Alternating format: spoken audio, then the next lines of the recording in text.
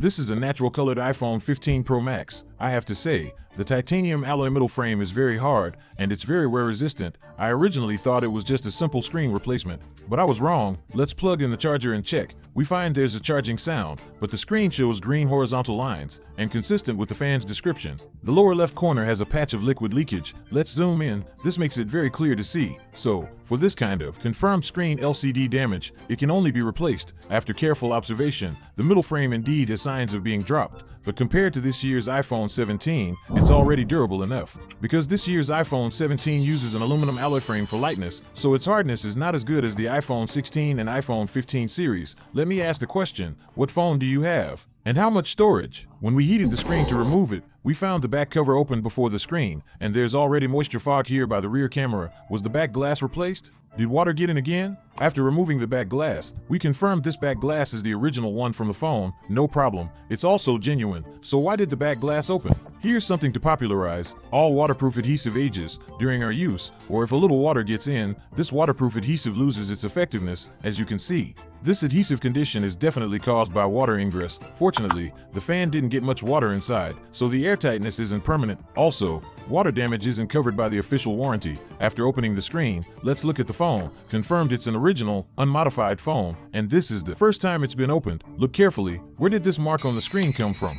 Why do heavily dropped phones always have this mark on the screen? That's because this shield has a buffering function, so heavily dropped phones always have this mark on the screen. Look closely. Next, protect the front-facing Face ID components. Let's first take out a test screen and connect it. Let's power on and test. Plug in the charger. After waiting a moment, the Apple logo lights up. It also successfully enters the home screen, but unfortunately, it prompts try again in 8 hours. Why do many phones with broken screens, once connected to a screen, prompt this or directly say iPhone unavailable? In today's video, you will learn many key points. Listen carefully. Additionally, we found the phone's date stuck in July, meaning the date is incorrect. Let's insert a SIM card to calibrate the date. If the SIM card gets signal, the date will calibrate to the present, but unfortunately, inserting the card didn't produce a signal either. Could the phone's baseband also have a problem? We try reinserting the card again, still no signal. Because it needs to wait 8 hours, we wait until the next day. Tomorrow. Everyone, pay attention. Key point coming up. If your phone also forgets the password, exceeds the wrong attempt limit,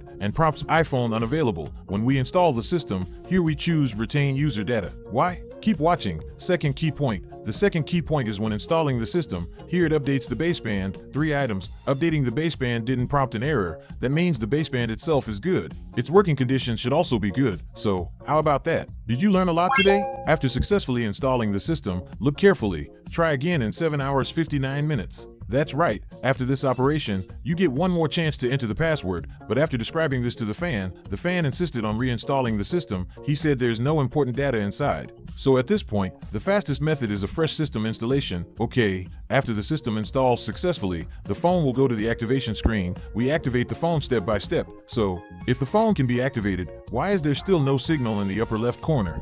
But it prompts no SIM card. Did the SIM tray also get damaged when it was dropped? Let's reinsert the card and try again. Still prompts no SIM card. And about this phone baseband modem firmware, it shows firmware is present, and dialing *#06# can bring up the IMEI number. This means 99% chance the baseband is okay. That's really strange. Why does it keep saying no SIM card? We don't give up. Insert the card again. Still no SIM card. Could there be a problem with my SIM card? Let's try another SIM card. You can see it successfully got a signal. It was really a false alarm. Let's make a phone call. The calling function is also normal. So we need to continue testing other functions, because being able to power on doesn't mean all functions are normal. For example, Face ID, camera, sound, compass, voice memo, etc. We need to test everything. After testing, all functions are normal, so we can confidently clean the residual adhesive around the phone frame. You can see Apple's flat-edged frames easily trap dust in the corners.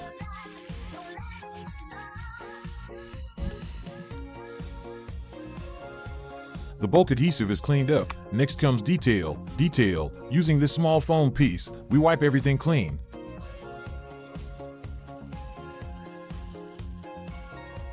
Only by cleaning thoroughly can the new waterproof adhesive ensure airtightness. Next, according to the fan's request, replace it with a genuine, brand new, original screen. We take out the small white box, a genuine, brand new, original screen. It comes with a new set of screws. And there's a sensor flex cable on the top of the screen, besides being expensive. Replacing this kind of screen has only benefits. In later use, its sensitivity, compatibility, and color rendering, etc. are the best. Bite the bullet now for comfort in later use. Use the included new screws for installation. Clean all the dust from the phone chassis, then remove the protective film from the waterproof adhesive.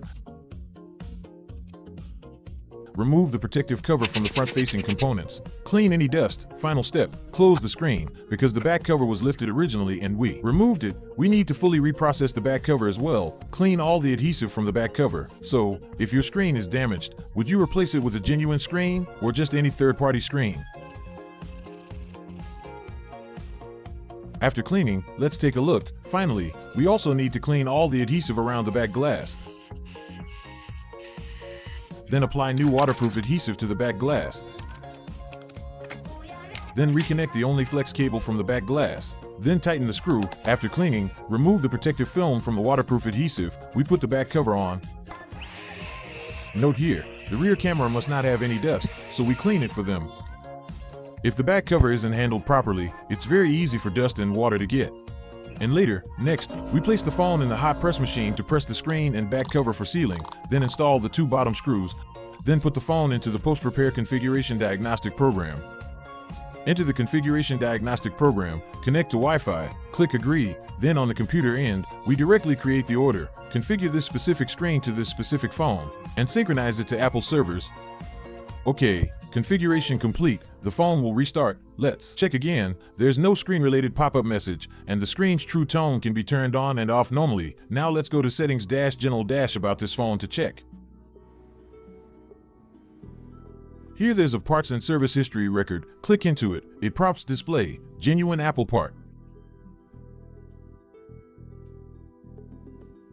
Clicking in also shows the repair date and status, and the part. Similarly, the repair case can be queried on the official website. So at the end of the video, let me ask everyone, how many key points did you learn today? Was it helpful for you? Here, thanks again to this phone owner for their strong support for Big Bro. Next, I also hope you enjoy using your phone. Grateful and thankful for every fan's support for Big Bro. If you like Big Bro, double tap the screen. If you haven't followed yet, please follow. Thank you.